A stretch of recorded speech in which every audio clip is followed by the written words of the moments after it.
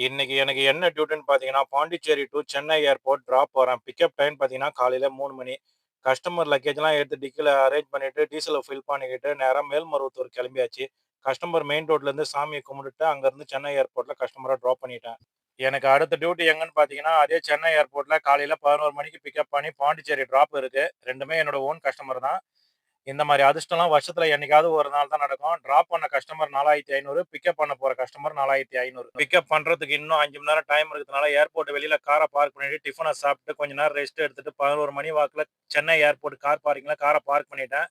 11:30 மணி வாக்குல customer domestic அரைவல்ல கேட் நம்பர் A3ல நிக்கிறேன்னாங்க. கஸ்டமர பிக்கப் பண்ணிட்டு சென்னை ஏர்போர்ட்லேருந்து நான் கிளம்பிட்டேன்.